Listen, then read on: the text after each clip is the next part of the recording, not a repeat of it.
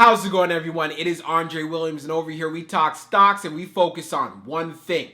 Always protect your profits. I also got to put in the disclaimer. I'm not a financial advisor and this isn't financial advice. So just know when you do invest, you're doing it at your own risk. So today we're going to be talking about CTRM, Castor Maritime. As many of you know, the reverse split actually went into effect today. And I know many of you are going to have questions, so we're going to be answering it in this video. But of course, before we get started, we have to go over an agenda. If you're new to this channel, I just want to let you know we have timestamps down below in the description, but do keep in mind, if you are a shareholder or you're considering to take a position in this stock, I highly suggest you watch the entire video. So the first thing we're going to be going over is an article talking about the reverse split. I spoke about this previously already, but it goes in and it brings out even more facts. And it's part of the reasons why I told you guys to be patient. But again, we're going to go through that article, and of course, I'll give you my analysis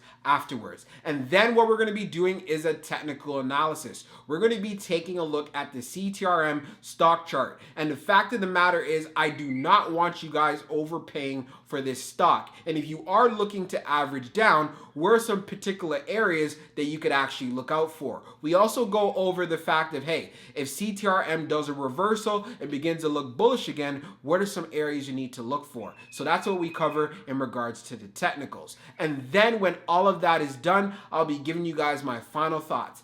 I did not put any info in regards to Fintel because it was not updated as of yet, but I will make sure to do a follow-up video over the weekend for you guys. So I won't take up any more of your time, so let's get into it. So we're going to be going over a recent article that came out for Castor Maritime, so let's get into it. So Castor Maritime reverse split sets the stage for further declines. Wait for the reverse split before making moves in CTRM. So when I came across this article, when I made the last video, I was talking about how key it was to be patient, to kind of wait for things to fizzle out, make sure that everything is digested, and this article kind of goes a little bit further into that. So CTRM has been one of the most popular penny stocks of 2021. That's a bit of a surprise, as Castor is an obscure Cyprus-based shipping company.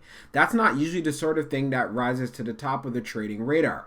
However, CTRM stock has been wildly volatile this year, and that can attract a crowd. While Castor posted big gains earlier this year, lately the stock is taking on water. Shares peaked at $1.95 this past winter, but tumbled below the 50-cent mark on heavy selling pressure in recent days. Those prices are pre-reverse split, as the company is about to change up its share structure.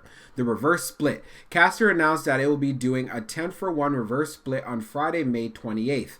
This means that someone holding, say, 1,000 shares at 40 cents each would own 100 shares at $4 each after the split is effected. Castor needed to make this move to keep its NASDAQ listing, as stocks must be above $1 to remain trading there. Additionally, a very low share price tends to scare off institutional investors. Having the share price back above $1 will give Castor some more credibility.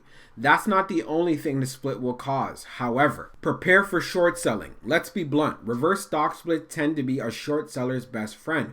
For one thing, many brokerages place additional limits or outright forbid shorting certain penny stocks. Getting shares up to a higher price makes it easier for short sellers to bet against the company. Additionally, a reverse split tends to disarm short squeezes. It's not hard for folks to get excited about the possibilities of a 50-cent stock. At $5, the shares don't look as cheap, even though the market capitalization is exactly the same.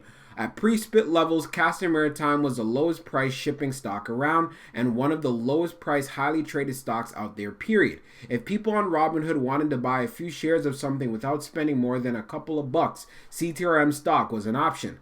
Once the split is done, CTRM stock will lose that feature. And let's face it, without the trading angle, Castor wouldn't hold up much appeal. Dry bulk shipping isn't a very glamorous business after all. CTRM stock isn't nearly as overvalued as before. While the reverse split will hit Castor in the short term, it's not all bad news. The company's fundamentals are actually improving. I've been extremely negative on CTRM stock before. In recent times, Castor had a market capitalization of as much as $500 million while owning just a few vessels. This made little sense. Castor on a per ship basis was valued at way more than other comparable bulk shipping companies. Now, however, Castor has at least 17 ships on hand with a bunch more set to arrive shortly. Meanwhile, the market cap has generally held stable. The company's ballooning share count has been offset with its rapidly falling share price, leading to a steady valuation for the overall enterprise. With that in mind, a buyer now is getting way more vessels for the same price as before. As Castor gets more ships while its market cap remains level, its assets per share are rising. This hardly means that CTRM stock has to rally from here, but the valuation is starting to get more in line with its peers. The verdict on Castor Maritime. Castor Maritime is one unusual situation. Management has taken what was a tiny business and is building it up into something significant. That's not all bad. However, Castor is funding itself almost entirely with capital from newly issued stock. This has created a virtually endless supply of new shares of CTRM stock on the open market. Prior to the reverse split, Castor was up to 900 million shares of stock outstanding.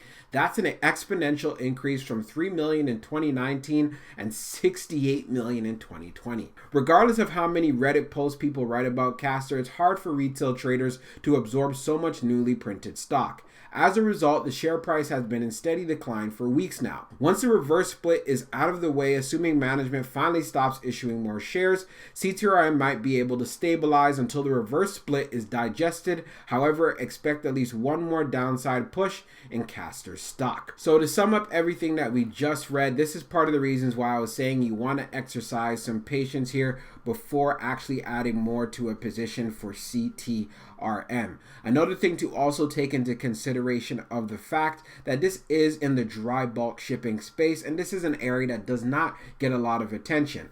But at the same time, we're seeing that the CEO is doing everything that he possibly can in regards to expanding the fleet. So what we want to see is that being shown on the balance sheet in regard to seeing improvements in regards to earnings, revenues, and so forth. As long as we're seeing improvements quarter over quarter, then things will look good for the stock over the long haul. Another thing to take into consideration, and also was mentioned inside the article, is if they're going to be issuing more shares. If they do decide to issue more shares, we know that adds to more dilution. So these are some things that we want to keep in mind of, and it's part of the reasons why I would definitely have a wait and see approach to see where things go. So we're going to be doing a technical analysis for CTRM. So let's see how it performed on the day. So it ended up closing at $3.05, being down 14.92%.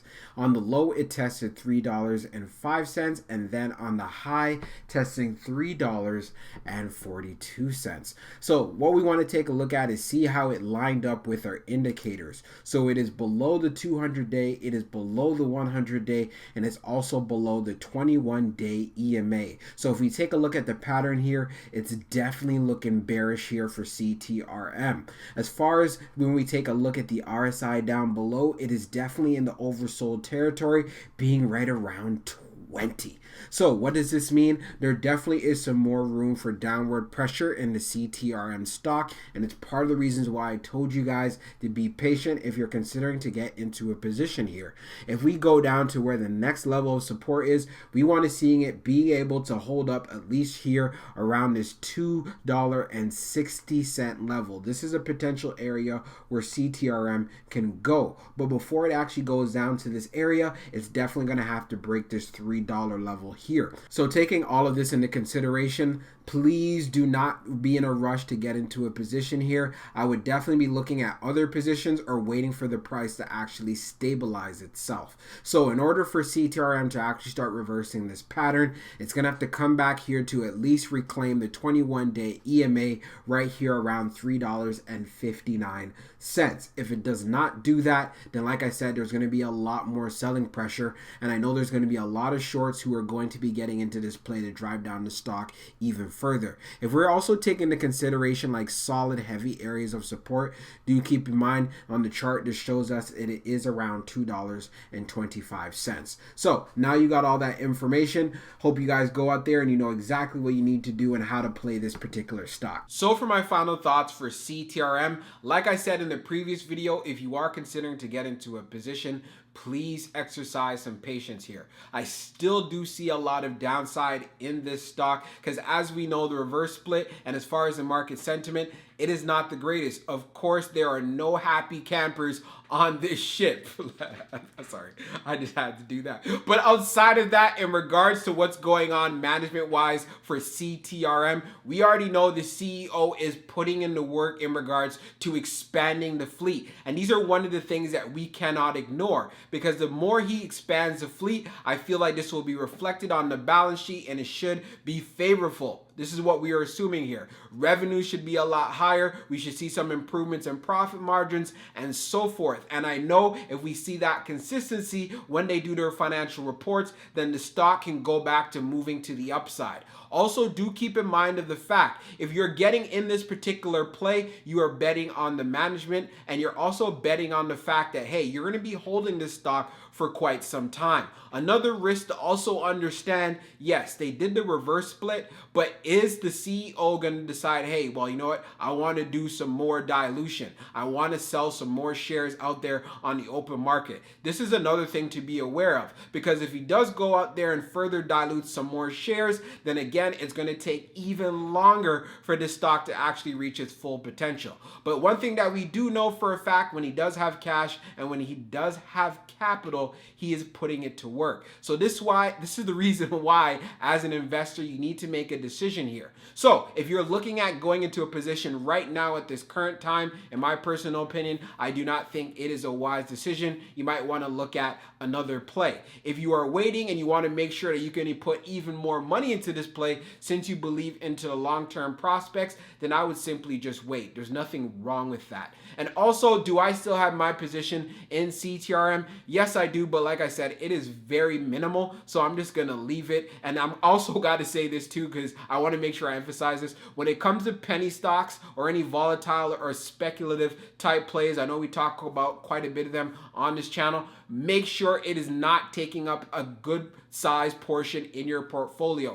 What do I mean by that? These particular type of plays should not be taking up no more than 5 to 10%. Choose a percentage that works best for you. But in my personal opinion, especially for myself, how I kind of put things together, no more than 5 or 10%. Depends on the play, and it depends on what my guidelines are in regards to my exit, my entries, and when I want to take profits and so forth. So I hope you guys enjoyed this video, and stay tuned for the next video that's going to be coming out over the weekend with the updated info in regards to Fintel. That will be the short interest information, institutional ownership, and also short squeeze potential and all that good stuff. Hope you guys enjoyed this, and we'll be talking real soon.